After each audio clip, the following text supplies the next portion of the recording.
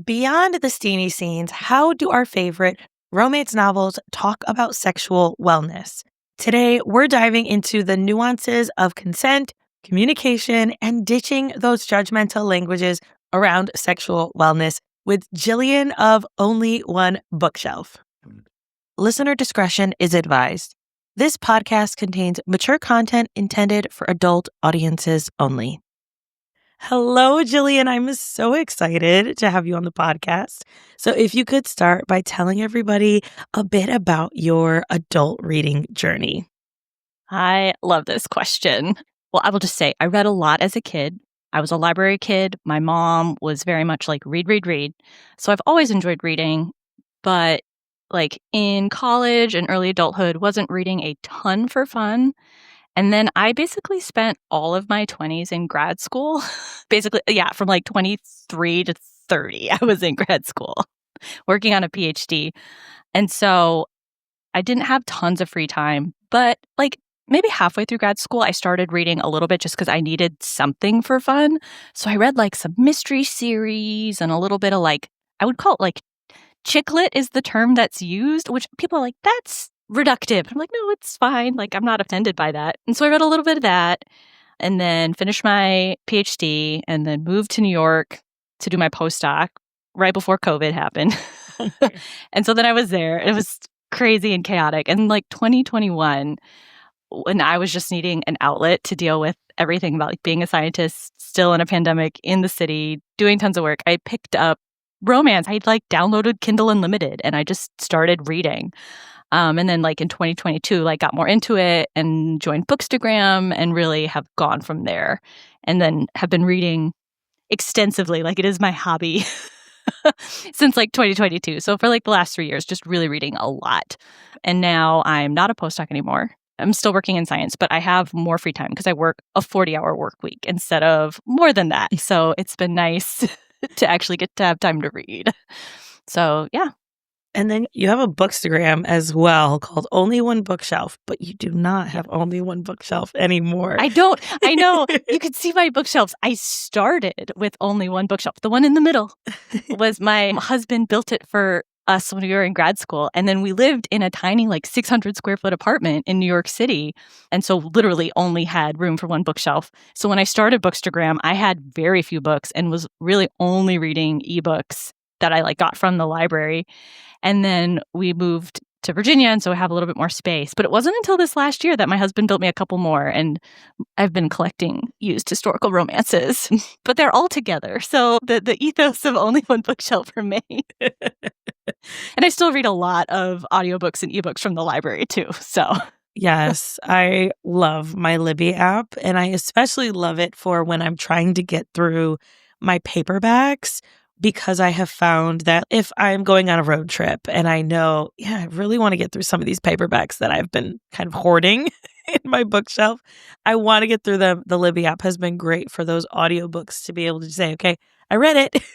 I read a book on my bookshelf, even though I actually listened to it. I know some people will read and listen to it at the same time, which I haven't tried that yet. I don't know if I could do that. I mean, I'll have to try it at some point. I had my kid do that. He's 11.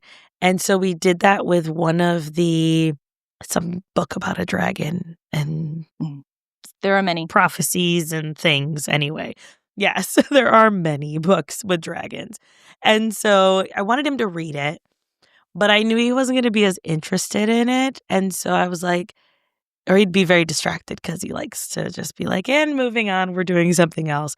And so to be able to listen to someone read it to him while following along, his comprehension on the book was so much better because he was reading along and he was able to tell me back, here's exactly what happened. And oh my gosh, Mom, did you hear that? Because I was listening to it with him while I was like folding laundry. So we were listening to it together. And so that was a ton of fun. That's a good idea. I'll have to do that for my kids. Or like my youngest, who's still like his reading's still going a little slower. Yes. That's a good idea. Yes. Yeah. We just started listening to The Trumpet of the Swan together, and it's read by the author. And so that's such a classic. Oh, I read that as a kid. Yes. We are thick, like in the middle of Percy Jackson right now with Okay. both my kids, which is fun because I'm like a little too old to have read that growing up. So now I'm getting to read all the Percy Jackson books because we're doing like read alouds. It's really fun. Yes. Oh, that's so much fun. I love that. Yes. Nighttime reading, totally for it. And if you have kids, it's a great way to connect with them and just get their love of reading in there, hopefully. But today we're going to be talking about sexual wellness, sexual health in books. And this is something that you talk very openly about, and I love your approach to it. So let's just start with the basics of using words like I'm clean or I'm not clean. Here's my report. It's clean. Like using that terminology and why that is problematic. Oh, yes. So problematic. And it's pervasive. Like it's in romance all the time. It all really stems back to purity culture. So I like grew up evangelical purity culture. Like that was me. I had a true love waits ring, like fully in the thick of it. So this was like the messaging I got. I mean, that many of us have had. And purity culture messaging, basically like you have to stay pure until marriage. It's very heteronormative, but sex is always caged as like a dirty thing, right? And so I don't know, like if you ever heard like the duct tape analogy where like, have you heard this one? No. Oh, okay. Well, this was like a classic youth group of the like 90s and 2000s. It was basically like your love life and your sexual life is like a piece of duct tape. So if you stick it on your skin and rip it off and have sex with someone, then it gets like less sticky. Oh my So by the God. time you meet your spouse, you won't have anything to stick together. Or like used up piece of chewing gum. I'm not joking. This is like, yes, this is what we heard. And so using terminology like clean and dirty in a romance, while it might not be exactly like, oh, this is purity culture, it harkens back to that. And so anything that portrays just sexual intimacy in general in those terms is like, oh, it's why like the term clean romance that is used, I find, and many people find just really problematic because it assumes that sex is dirty, where sex is not dirty, right? And so that's why a lot of people use, closed door or like kisses only. Like there are ways to avoid using the word clean when talking about sex and romance, be it conversation between two characters talking about their STI status or like just talking about if the book is open door or closed door. So what are some ways that we could, as readers, reviewers, right? Because authors might be listening to this, but this is for the readers, right? How can we talk about these things and use better language around it? I've definitely seen, and this is something I pay attention to when I read, I've seen, at least in the books I'm picking up, it's gotten better in the last few years. I think more authors are avoiding the word clean. And so when I'm reading a romance, and it's like a contemporary romance, and there's these on-page discussions about STI status, birth control, if it's a situation where, one of the characters could get pregnant, characters using, like, have you recently been tested? Or like, my test was negative. It's all good. I've recently been tested. Would you like to see my test? There are ways to do it where you basically don't just go, I'm clean, and then boom, because that's like how it has been used in many books. I don't want to hate on authors because I think some authors, and especially like maybe 10 years ago, like trying to even put that into a book, like, okay, we're going to have this conversation. I'm going to have my characters have a conversation about this, right? So this is something I see as like evolving over time. But like now in 2025, I'm like, there's better words than clean. So. Yeah, for sure. And I can even think of a few that I'm like, this came out recently. And you'd mentioned one as well that this came out very recently. What are you doing? We don't need to keep perpetuating this language. And I think that it also allows those who are going to have these conversations in real life. I think so often that people think, oh, romance is just fantasy. Which it's not. The idea of people being loved so wholly is not fantastical. But people say that and they'll say, oh, it's just smut or it's just this. I think that there's so much that we can learn and that we can, like, thinking about if I don't have any girls, but if I did have a daughter, like, I'd be pointing her as a teen to, like, these are the empowering books. These are the books where they have those open conversations. These are the ones with all the consent kings. You know what I mean? Oh Like my goodness, all yes. of that stuff of like being able to show a better way for the people who are reading these books. And I think that it's so important that we are shifting the language and how we talk about it. Yeah, and I would say, like, coming back to this word clean, like, you have the whole purity culture aspect of it, but then, like, also somebody who has a sexually transmitted disease isn't, like, a bad person. They're not dirty, right? And so it also comes to, like, shaming somebody who has an STI. And, like, I understand in romance that most romances, like, the characters don't have STIs. But, like, in real life, people have STIs, right? It doesn't make you a bad person, doesn't make you a dirty person, and so just as I don't know, like, as authors, like, maybe try and not use that word because it can just be so, so stigmatizing for people who have had STIs or who are living with STIs that can't be cured because there are some STIs that once you have it forever. Doesn't mean you're a bad person, doesn't mean you're dirty. Yeah, that's so important. And it's interesting that you say that because the I personally have not had any STIs, but I get tested regularly, even though I like that's just me and my husband. I don't have any additional sexual partners. But I worked in manufacturing with a lot of dudes, and they would say, like, oh yeah, I ended up getting crabs and I'm like, does your girlfriend know that someone else gave you? And he was like, well, no, I just said, I didn't touch her during while I was on the antibiotics. And I'm just like, oh my Oh, God. And so, like, my experiences with people who have STIs have been interesting because I don't think that people talk about this stuff in normal conversation.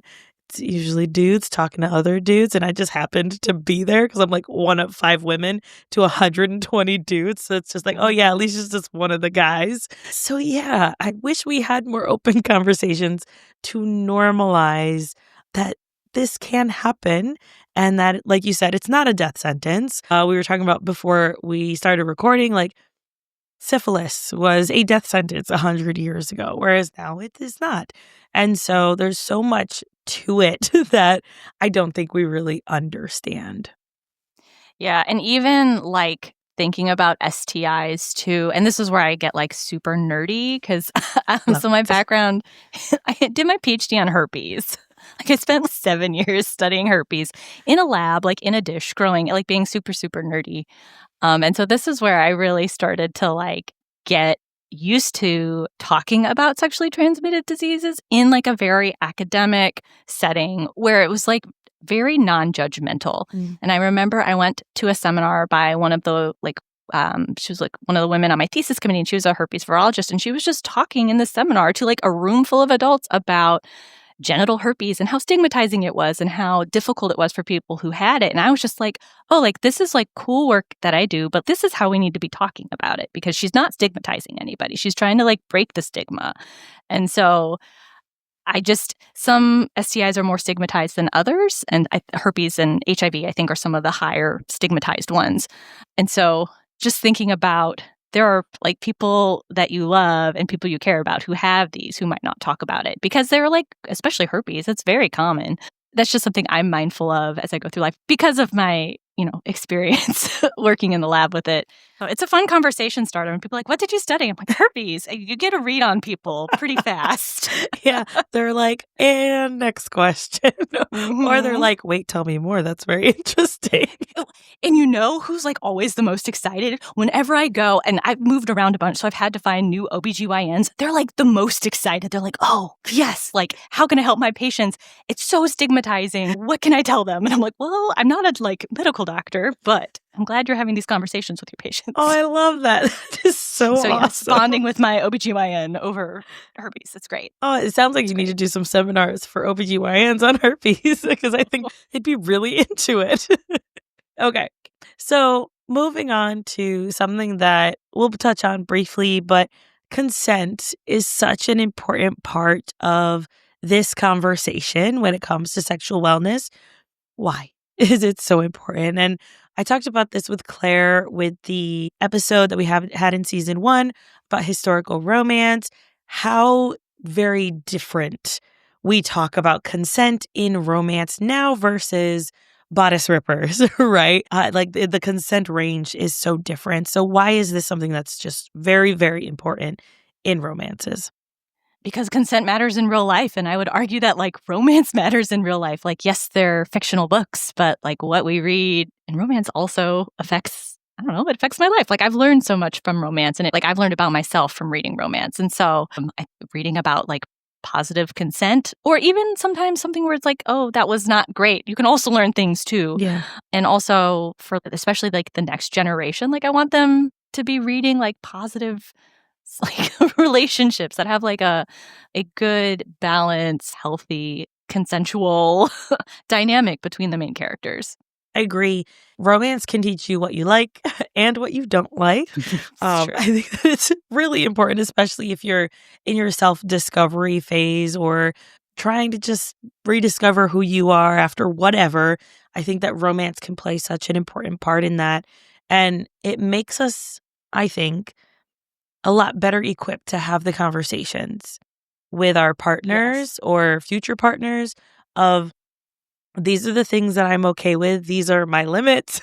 These are the things. And it doesn't even have to be like BDSM level. It could just be these are things I'm interested in. And these are huge turnoffs for me without having, and not that it's a bad thing, having had multiple sexual partners before this person. Having read it, you know what either lights you up or doesn't light you up. And you're like, Oh, oh, that's so true. God, no. Yes. Well, and I too, like, I read a lot of historical romance. I do read contemporaries, but I even read like older contemporaries. And so something I have found too is I've learned a lot about, we're going to just say like women in general, because women are the majority of romance writers. Mm-hmm.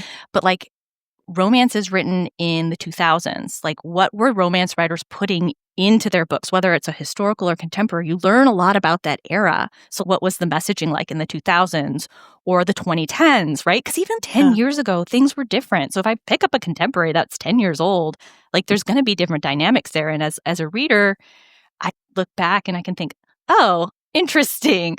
Or like some of these like older historical romances, these women grew up, maybe they're even like older than second wave feminism, like some of these authors. So what was the messaging that they were getting, that they were putting into their books, and to be like grateful, like how much it's changed. Yes. So not that I don't like reading those books. It's always just a learning experience for me where I'm like, oh, interesting. And there are some like older historical romance books that have fantastic consent. So, you know, it's not like they're all bodice rippers, but there definitely are some. Yes. What are some ways that we can have these honest conversations, right? I think that a lot of romance books tend to put it in like they're about to have sex, which is usually when this conversation happens. Maybe that's something we don't take from romance. And so how can we maybe have some of those conversations beforehand? Like in romance books or in real life? In real life, please. In real life. Yeah, not right before you're about to bang. before that. There are some romance authors who do it super well and make discussions about like STI status and, you know, birth control and consent, who can wrap it up and make it really sexy. And kudos to them because I love reading those books. I think in real life, though, that's a conversation that maybe needs to be had like at the kitchen table, not in a bedroom. Personally, those are my personal thoughts. Yeah, it's always fascinating to me when it's like, oh, so the condom ripped. You're good, right? And I'm just like, not in real life, in books. Yes, you need that surprise pregnancy though, right? In the book. Book. In real life, it's very stressful. Oh my goodness. And I honestly, so my first was a surprise pregnant. It wasn't that much of a surprise. Was it a surprise? It was a surprise. Like surprise? Oh, surprise. Oh, surprise. Yes, it was one of those. And so I do not like surprise pregnancies in books. I'm like, oh, she's sick. Dang it, throw the whole book out. I'm done. No, I totally get that. Yeah. I think that conversation should be had well before. And I think that it is so important. And I think that we do take so much of our sexual learning because learning in school about sexual wellness and health is ridiculous. And looking at pornography, whether it's ethically or unethically made, tends to be just like getting right into it without these discussions. And then we've got romance books that have this as well, but we just don't have the conversations of what do we do in real life? This is important, but what we're Yeah. seeing in these other places isn't always the most accurate way to approach this and can be very unsafe. It's something I really appreciate when I read it in a book. And so this is like the after conversation. So like when the characters have already had, sexual intimacy. Wow, I sound like an adult. They have sexual intimacy, like a sex educator. When they've been intimate, maybe for the first time or whatever. And then they're having a conversation and they're like not in bed together. And like they discuss it afterwards, which I've only read this in a few books, but I feel like that is very much real life. At least it has been in my case. Like, what worked for you? What didn't work for you? What do you want to try more of? And like in real life, those conversations might not be the sexiest, but they can lead to like much better intimacy in the future. And so like the before conversations about like status, birth control, like the consent of you have hard nose, stuff like that needs to happen beforehand. But I would argue that to build your relationship, to have better sex down the road, like you need to have that after conversation as well. And there's some books that do this, but I'd love to see more of that in romance. Yeah, I feel like that would be great. It's the show after the show. The show, right? Like a recap, and then you try new things. And some authors have done this. It might not move a story forward in the way they want, but like that is stuff that like I love to see because it mirrors mirrors my real life. So I'm like, I want to see that. I feel like, so I recently listened to Megan by Rebecca Weatherspoon. And that's on my TBR. I haven't read that one yet. I've read the first two in the series. Yes. That one is a lot more BDSM heavy.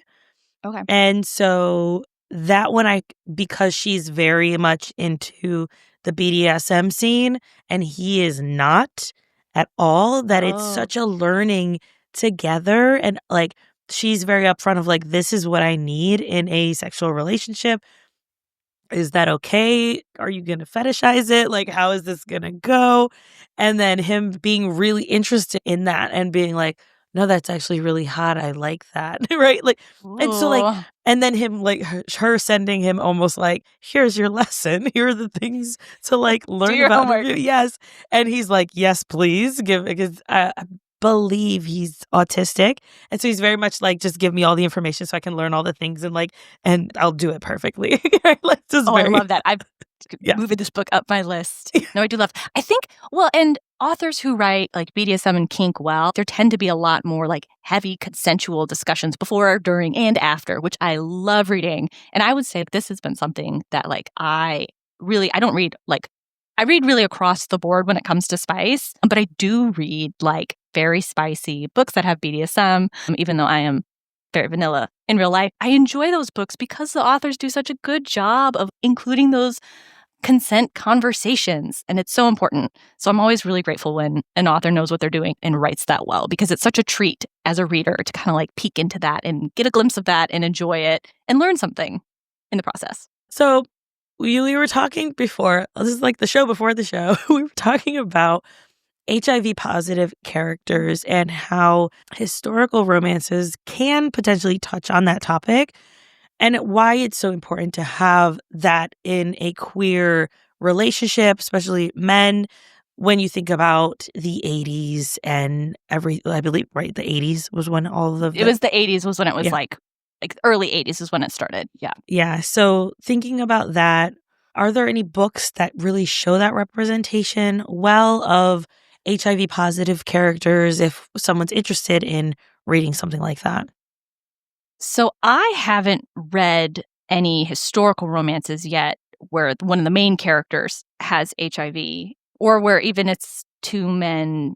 So HIV does affect more than just queer men, but it's mostly, especially in the 80s, it was the vast majority of people affected were queer men. And so that's why I'm saying, couching this in terms of like when it happened historically. I know there's one book out there. It's an indie by Logan Sage Adams, and it's a queer romance set in the 80s between two men. And I think HIV is mentioned, as it would have to be, but I don't think either one of the characters has that. That's on my TBR. I actually just read a historical romance well, some people would argue it's not historical. It's set in 1985. So it's like set 40 years ago. And one of the side characters is diagnosed with HIV. And I'm like, this is going to be a tragedy. But then the author had this character in one of the first trials for AZT, which was the first HIV drug. And I was like, this author's done their research. And so I'm like Googling. The author like used to work in HIV policy. And I was like, this is how you do it. It was a side character. But I don't know. I always feel, especially when I think about characters with HIV, especially historically, it's kind of a hard thing because so many queer men died. Like it would be really challenging, I think, to write. I don't think it would be a romance. There's been a lot of books and fiction and nonfiction written about that. But I do think contemporary-wise, there are ways to talk about HIV in romance. We see this, or at least I see this in the queer romances that I read, queer contemporary romances I read, characters talking about PrEP. I don't know if you've come across this in books. So PrEP is like basically a pre-exposure prophylaxis. It's a cocktail of antivirals that a person can take if they are HIV negative, but they may be having like sexual encounters with someone who's HIV positive. And if you're taking PrEP, the chances of you acquiring HIV are basically zero. It's a phenomenal medicine and ways to prevent HIV transmission. So I've seen really positive representation of this in contemporary romances where authors will, in this like discussion before sex is happening, the characters will discuss use of PrEP. So I think that's fantastic. I'd like cheer every time I read that in a book. I'm like, yay! I'm such a nerd. I love it. But I would love to read a contemporary romance where one of the main characters is HIV positive if it is written correctly. And I would say, like, I am like a cis woman. I am not somebody who's like high risk for, acquiring HIV. And so I feel like this would be such a opportunity for someone who the author doesn't have to have HIV, but comes from more of an own voices community. So a community that deals with this more, to write about that. Because I wouldn't want it to turn into fetishization or like trying, I don't know. But I think anything we can do to destigmatize people who have HIV or HIV infections in general, or herpes, whatever, the highly stigmatized one, anything that romance authors can do to destigmatize that and include accurate information in their books is fantastic. Sorry, that was kind of long. No, I think it's so important. And as you were talking, I was thinking about like when I was a teenager and like mono was the big thing everybody talked about, right? Like how Did you know it's caused by a herpes virus? I did not. Now you know. Now I know. Not the same one that causes genital herpes, but a related one. So the fun facts for the day. And it's like, who were they kissing, right? Which brings in like the purity culture thing. Oh, so much so. I know. But especially for talking about STI testing in romance or like uses of PrEP, like having it just be like normalized in romance and like reading this, it's such a breath of fresh air. And I'm like, this is what people need to read. And like, I'm coming at it from like the angle of I'm a scientist. I studied an STI. I read a lot about sexual health because that's something I'm interested in, especially after coming out of purity culture and healing from that. But for somebody who maybe doesn't have that background to like be exposed to these ideas of just talking about these and having it not be like the end of the world, I think it'd be really, really meaningful. Yeah. And I mean, we're both parents. And so I think that there's a lot that we can do as parents to also have these conversations with our kids as they get older to destigmatize it, because they'll hear from a friend that a friend has, and then it'll be like, oh no, I can't touch the friend because I don't know, like whatever information they've gotten from whether it's the internet or other friends, right? To be that first person to destigmatize these things for them so that they have a better understanding of sexual wellness, because we certainly did not. No. I actually at dinner tonight, for some reason, we were talking about the monarchy in England. I don't know. But I was talking to my kids. We got on the topic of Princess Diana. And my kids, of course, have no idea who she is. So I'm like trying to explain why she's so good. And so I'm going off on the tangent of how she was like hugging HIV positive children in the 80s. And my kids were like, what? And I was like, okay, let's have so we had a whole conversation at dinner about this. So yes, it's never too young to start those conversations with your kids. And Princess Diana was wonderful. So you had to include that education in there as well. I love it. All right. So you've got some really great books as well as some not so great books. We aren't going to name drop the not so great ones, Let's start with the ones that don't really show great representation. And like we can just very lightly touch on them. You probably won't know them unless you've read them. We're not going to like name drop or bash authors. Hopefully these authors will do better next time is what our goal is with this. There's a couple that come to mind. I read a historical romance a few years back, and basically everybody's cheating on each other, which, some people like to read about cheating in romance. I'm not gonna judge that. But what I found so problematic is that only the bad characters are the ones who have syphilis and then suffer the consequences. So it's this, and this is a historical romance, right? So syphilis was much more serious. There was not a treatment. And so that's always like high stakes in historical romance talking about STIs because they were permanent. Anyways, but only the bad characters get syphilis and suffer the repercussions. And basically demonizing somebody who has a STI. And I read that book and I was like, oh. And this is, I would say, since I'm somebody who reads a lot of historical romance, this is a theme sometimes throughout certain books is if you have syphilis, that is equated to being a bad person. And to read this through the books, and it's difficult because historical romance authors are walking a fine line because besides abstinence, there was no way to prevent syphilis transmission back in the day.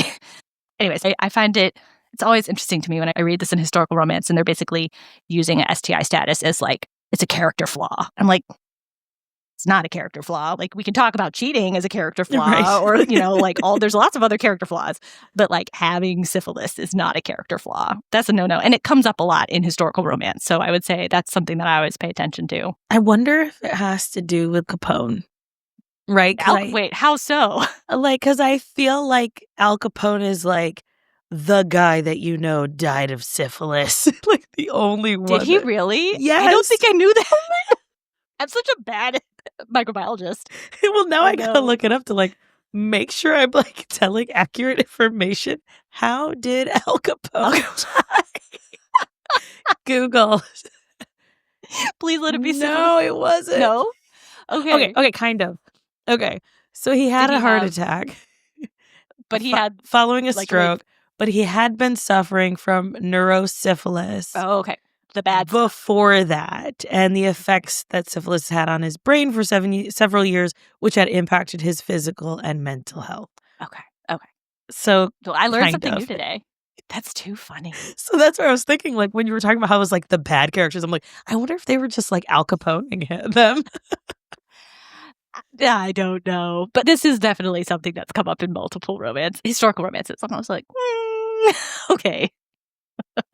Also, as a side note, I just love how in historical romance you have all these rakes. So basically the rake, the playboys, the characters who just sleep around with everybody. And like a rake with like a wallflower, such a great pairing. He basically like falls in love with either like the blue stocking, like the very smart girl who like doesn't really care, or like somebody who's shy. But it's always like all these rakes, they never have syphilis. And I'm like, okay, in real life they would have had syphilis. And I just like put that out of my brain. I'm like, I know too much. I just gotta set that aside. Enjoy the book.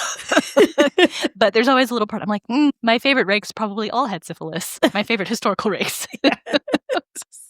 And yes, that is a pairing that we find a lot in historical romance. We had an episode in season 1, Lauren of Sex Ed for You, where we talked about the 4 cornerstones of eroticism.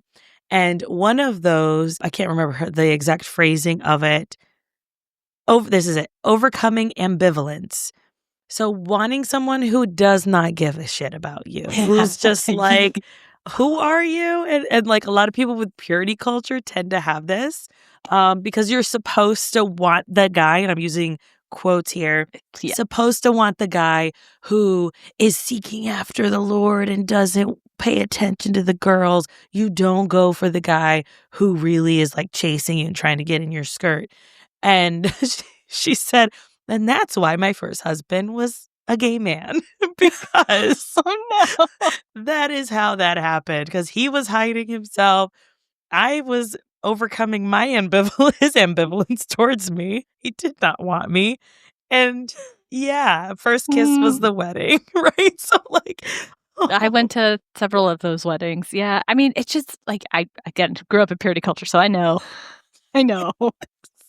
So yes, that overcoming ambivalence is such a prevalent part of like romance, and it's one that I definitely enjoy. And I think we do see that a lot in historical romances when there's like the rake and the wallflower, where the wallflower is just like, dude, you're a hoe. Like Yes. Oh, it's so good. disrespectfully. Like, I just love it. Eat it up. I know, I'm the same way. So good. All right. What's another bad one? Another bad one. Okay, I have one. I will not name this book. I actually DNF'd this book because of this scene. And I don't DNF. I will DNF a book, but I'm not a huge DNFer. No shade to people who do. I like to finish books. But this one I DNF. Basically, it's a contemporary romance, and the characters were like getting ready to get it on. They were like, we don't have a condom. Oh, what do we do? And I feel like some authors use a situation and are like, this is great. We can use other forms of intimacy. Yay, it's fun. No, it was like, well, you can pull out. I'm not on birth control, but it's not a big deal. And I'm like, okay. But then we're inside the female main character's like monologue, and she's looking at this guy and she's like, he's a good, like, there's no way he could have an STI. I'm like, girl, no. And then she's like really wanting to have sex with this guy. And she lies about when her last STI test had been. She was like, oh yeah, I was like tested recently. It had been years. And then like, it's never, yeah. And it was like I don't know, like one of those like screeching stop moments. And I was like, I can't finish this book. So that was bad, because not only is it like bad practice, that's like breaking all the rules of consent, right? Like lying about your STI status to get in someone's pants. No, I would hope any middle schooler would know that's wrong. So that was a big no-no. But I think like in general, when I'm reading books and I'm like looking, and I read a lot of romance, so I can like pick out things that I like and I don't like. Like there's always some, I don't know, not red flags maybe, but hold up when it comes to like sexual health and romance. And I guess like some of the red flags or like things that would be like bad sexual health in books would be like, oh yeah, I'm just going to read this from my notes. Any book that has like anal penetrative sex and then it's immediately followed by vaginal penetrative sex, I'm like, no, UTI, bad. So I have read that once in a book and I, again, DNF'd it. I was like, no, I can't. Nope. Any book, and I would say a lot of people would agree with me on this, any book that doesn't use like lube for backdoor activities, come on, this is bad. No, just lube is good. Unless it's like a monster romance, and then I can like overlook it, because monster romances are just supposed to be fun. And then, we were talking about this earlier. Whenever like, and this is like a heteronormative situation, whenever like the male main character can like feel the hymen tearing upon deflowering like the virginal heroine, I'm always like, no, that's not how it works. I talked to someone who grew up in purity culture, and she was like, I want to say she's in her early 40s, maybe late 30s. She was like, I just found out that it doesn't have to tear, that it can be stretched like a muscle, and that it can be slowly opened without tearing. And I feel disrespected. Some historical romance books will include that part. I'm always like, interesting. But I always love it when there's like a heroine who's like an avid like horse rider or something, and then like her hymen tears. I'm like, that's not how it works. Like, no. But these are like little details that I just pick up on because I read a lot about this stuff. And I have the like Come As You Are book on my shelf and like the Vagina Bible. So those are the types of nonfiction books I read. So I pay attention when there might be some inaccuracies in romance books, because that's how I am. Yes. All right. And you've got some good ones. Yeah. I have lots of, there are so many books out there that have great representation of consent, talking about STI status, or just like, I would say sexual health in general. That's like a very positive way. So like you were mentioning before, like how do people learn about this stuff, right? Like conversations with your friends, if you're close and you're maybe a little bit older, but you're not going to learn this in sex ed. Right. I don't think pornography is going to have this in there. So like, where are you going to learn this? Romance books can be a great place to learn this. So I have a whole list of books that I think have really like positive representations of like sexual health and intimacy. This is not a comprehensive list. These are just some of the books that I've really enjoyed that have really positive, like different types of sexual health representation. So the first book would be That Kind of Guy by Talia Hibbert. I love Talia Hibbert. I have read every book Talia's written, I think. Anyways, fantastic. This is an age gap romance where she is older. And in this book, before the characters are intimate, they're having a conversation. So this is great. This happens before, not right before, the sex. They actually have this conversation. And she mentions that she just always needs lube. And so they go out and I think the male main character goes out and he buys like lube and condoms. And then they use that. And lube is incorporated in basically every intimate scene. And I thought this was so great because it just normalizes using lube. Like some people need lube no matter how aroused they get. And there's no shame in that. And so I was super excited when I read that. And I was like, yes, this feels so realistic. So shout out to Talia Hibbert for that one. The next one. Rebecca Witherspoon, who is just phenomenal. I read A Thorn in the Saddle last year. It's one of the Cowboys in California books. And that one was really fun because the main characters go shopping for condoms together because there's like a sex lessons component. So it's always really fun when this happens. And I was so excited because the female main character has to grab non-latex condoms because she's allergic to latex. And that was something I had never read in a book before. And I know that's like a small detail, but I'm allergic to latex. So I was like cheering. I was like, representation. I love that. Because there are non-latex condoms out there. So shout out to Rebecca Witherspoon for keeping it real. I was so excited. That's Probably a little too excited. Okay. Oh, next one. Okay. So I actually just finished this book 2 days ago and it was phenomenal. Have you ever read any Erin McClellan before? I don't think so. Oh my God. You have to read her. Okay. She writes queer romances and she has, I think out of any author I've read, she has the best conversations about consent. Her books do have some kink in them and like varying levels, but like consent, sexual health. Oh, it's wonderful. But in Bottle Rocket, it's basically kind of like a second chance romance. And you have like these two high schoolers who had been in love. And then like 13 years later, they like are meeting up again. And they're discussing basically having a sexual liaison, like only for the week. We love romance for this. But beforehand, they sit down. And this, again, happens not like right before the sexy times, but they're discussing like, well, what do you want? What do I want? And the male main character is like pretty kinky. And so he's like describing what he likes and is like, you don't have to do this. And she's like, oh, I might be interested.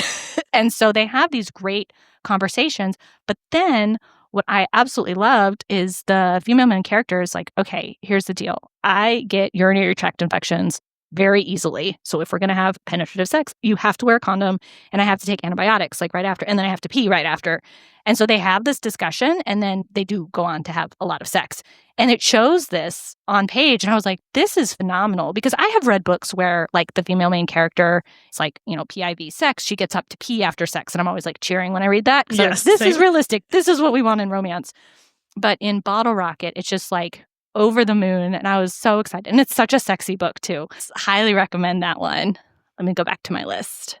Oh, okay. I wanted to pick a queer romance, like an Achillean romance between two men where PrEP was discussed, because I think that's really just like an important thing I was mentioning earlier. I read I Think They Love You by Julian Winters, and it's great because it's a queer Black romance written by a queer Black man, and it shows the main characters discussing PrEP usage because they're both on PrEP, and then they still decide to use a condom because they're in this kind of hookup situation. So I was just really excited to read that because it was so organic and it's good. We need this in romance, right? Especially if you're thinking about who might be reading this book to have such a positive representation of, oh yeah, PrEP.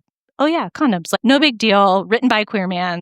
There's a lot of books that do that, but that's the one I wanted to highlight because it very much is like an Own Voices book. Have you read the Game Changer series by Rachel Reed? They're like queer hockey romances. Heated Rivalry is like the most famous one.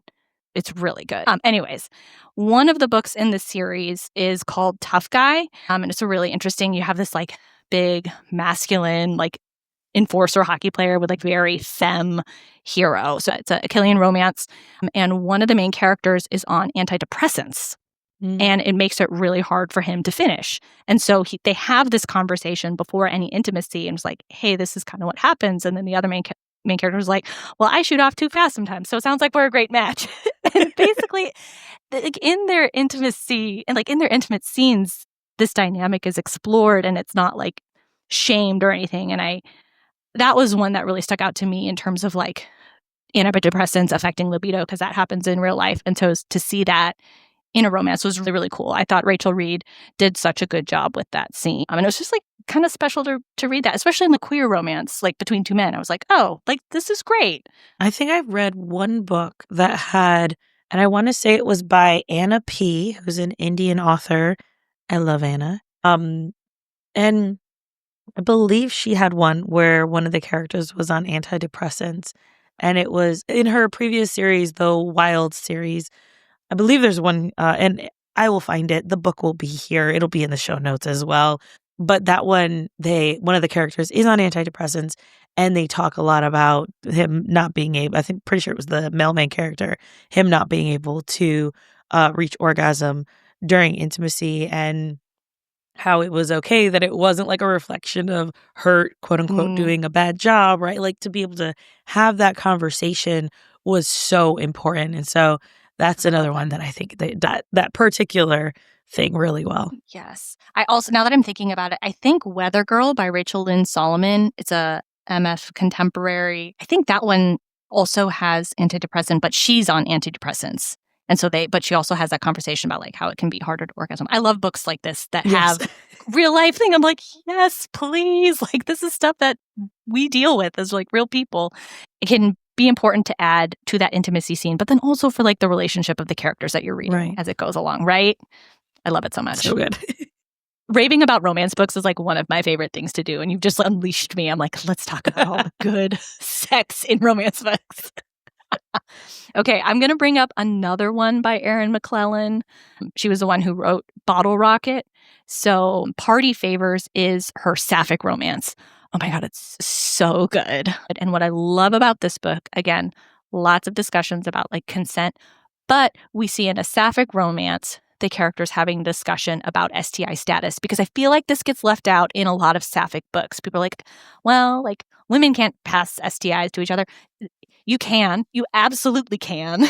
And so like discussion of dental dams, I think, was discussed in the book. And I was like, oh, woohoo. Because I really haven't read too many sapphic romances that include this discussion. I've read a few, but Party Favors by far is the best one. And it's Erin McClellan. So it's so good and it's so sexy and fun. And like what's great about Erin's writing is she includes this, but in the way that she writes it, it's like moving the book forward and it's like sexy between the characters. It's kind of hard to describe, but it's just so life-giving to read her books. So a huge Erin McClellan fan, just in terms of her writing, but also specifically on this subject. Yeah. There's one that comes to mind with that, Bingo Love. It has two Black women who is a second chance. They really liked each other when they were teenagers. And then their parents separated them. They each went on to like marry and have kids, and then ended up coming back together and like seeing each other again and being like, I still think you're hot, right? And I then love they like romances. Yes, it's so good. And then they were like at the doctor getting their tests done together, and the doctor was talking to them about dental dam. Like it's all incorporated in it. Wait, what's the name of this book? Bingo Love. I will read this. Absolutely. Yes. I'm so excited. I love books that have this in it. Yes. It was, so last year I wanted to do, like if people do their 10 before the end, I can't have a TBR because my brain fizzles. And I'm like, no, don't tell me what to do, past Alesia. You don't know me. Like it turns into a whole thing. And so I did a 10 before the end. And one of them was that I wanted to read 3 different formats than I typically do. Maybe it was 2 different formats. And so a comic book was one of them. And I had this one that I had got for free or bought really cheap. And I was just like, all right, I'm going to read it. And I was like, I actually really enjoyed this. It was nice. Is it like it's a graphic novel? Yes. Yeah. Graphic novel. Oh, okay. I will have to. I've read Heartstopper, but that's like pretty much the only graphic novel I've read. But my kids like graphic novels. Okay. We'll add that to the list.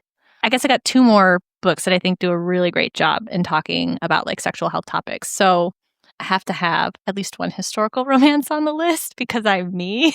But The Perfect Crimes of Marion Hayes by Kat Sebastian is phenomenal. So Kat Sebastian writes queer historicals. This one is a MF queer historical. It's a buy for buy. It's just a great book. It's very much like Black Cat Golden Retriever energy. She's like super prickly. He's like literally a cinnamon roll. It's so good.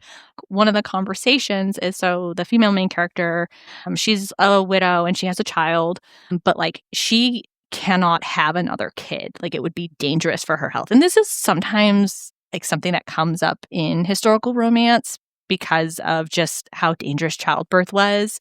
But what I loved what Kat Sebastian did here, because the female main character didn't want any more kids and she like couldn't. And so she pretty much took it as like, okay, like how can I have these two characters be intimate without the like PIV obligatory heteronormative sex? And so in one of the conversations, the female main character is telling the male main character, like, look, like this is off the table. One, I can't have more kids. And two, I don't like penetration at all. It does not work for me. And the male main character, being like the golden retriever he is, he's like, literally, I'm down for anything. Like, you can penetrate me. Like, we're all good here. Like, seriously. And it's great because you get some really great scenes and intimacy showing in like a hetero appearing relationship. So like an MF relationship that like it does not just have to be PIV sex. And so like that book to me is it's a wonderful book, but like in terms of how it portrays sexual intimacy between a man and a woman is wonderful. So love that book. And so the last book that I want to mention is a Kate C. Wells book. Have you read Kate C. Wells before? I believe so. I couldn't tell you which one, though. She wrote like a bunch of rejected mates books. Oh, yes. I read the first one. No, yes, the first one. I love it. Sure. So good. Okay. The Groveling. Top tier. It's a wonderful book. I love that book so much. But like Kate C. Wells, so if you've read her, she has like a very kind of earthy, like campy vibes to her books. I really enjoy her writing. And so one of the books she released last year, I was so excited for because it's in like the book blurb. And so she put this out there when she was releasing it. But so it's an MF contemporary romance, and the female main character has HSV. She has genital herpes. And I was like, I have to read this. One, because like if there's herpes, I'm going to read it. And two, it's Kate C. Wells. And I was like, I trust her to do a good job with this. And so the book's called After the Shut Up Ring by Kate C. Wells. And it is like a very emotional book. And the female main character is dealing with a lot of like internalized shame around her like herpes diagnosis. Mm-hmm. And she's had herpes for a while when we meet her. But I really thought that it really was such a groundbreaking book because I have never read this in a romance. Maybe there are other romances out there that have a main character who has genital herpes. I will literally, if anybody knows, tell me, I will read it. But what Kate did is that she really did her homework, like pretty much everything, because there's information that she has there. She talks about going to her doctor, getting diagnosed, like what type of HSV she had, and would it be a risk to like transmitting to her baby while she's pregnant? Like all of these things that are can be like real life consequences and risks to having HSV2 infection. She includes this in the book. And so the accuracy was great. But what I loved is the heroine, she goes on this journey of she's having to deal with this shame about having HSV2 while she is falling in love with somebody. Mm. And so there's this point in the book where she discloses to him. And so this is where I think like herpes and HIV are very different from some of the other STIs out there because herpes and HIV are permanent. So once you have it, you are living with that infection for life. They can be managed by antivirals, right? Like HIV you can have HIV and be, they call it, you can't like, if you're undetectable, if you can't detect the virus, then you can't transmit the virus, right?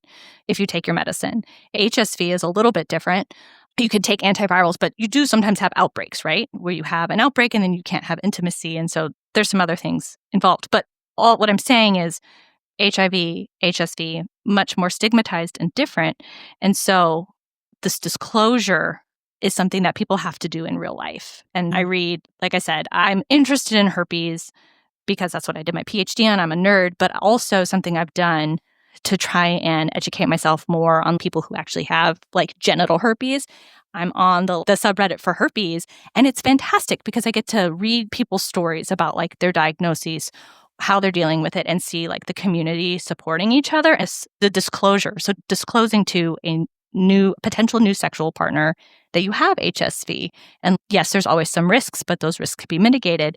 It's a really important conversation. And Kate C. Wells put this in her book, and it's phenomenal. It's so good. It's actually kind of funny. I'm not going to spoil it, But to see an author take such care with a really difficult topic to write about. And I think I should know these stats off the top of my head. I think 12 to 15% of US adults have genital HSV too. So it's not like it's a super rare thing. And other people can have genital HSV1. And so it is a relatively common infection. So to see that written in a romance was just amazing. So that book to me was a real game changer in how authors can write about difficult topics in books. So I know that was very long-winded, but really a huge shout out to Kate C. Wells for doing that and putting that in a book. And she was the first that I know of to do this. So I would love to see going forward, I would love to see more authors including something like an HSV diagnosis and not making it such a big deal, because in After the Shut Up Ring, it is a really big deal to the female main character. She's dealing with it. But for other people who are living with HSV, it's just a part of their life, and it doesn't have to be this huge deal. So I would love to see it destigmatized more in romance. So that's my wish list. It's a very specific wish list, but that's my wish list. Yes. We want more, please, and thank you. Yes. Take away the stigma. Yes. Yeah, and that's really the whole thing is, how can we as readers read more of these books that can destigmatize these things that someone we probably know is dealing with, and to make it more normalized, to be able to open the door to have these conversations in a productive and non-problematic way, right? Because that's what we want, right? To be able to do this properly. Jillian, this has been so much fun. I've had an absolute blast chatting with you, getting all of these fun details about the science behind it and how we can do and be better. And also these book recommendations are going to be so juicy. I'm so excited. So many. I tried to make a list list to keep it cohesive. Oh, so good. But if people are I need more Jillian, please and thank you, where can they find you, get to know you, hang out with you, all of it? So I do have a Bookstagram account. That is where I am most active. It's at OnlyOneBookshelf, even though I have more than one bookshelf now.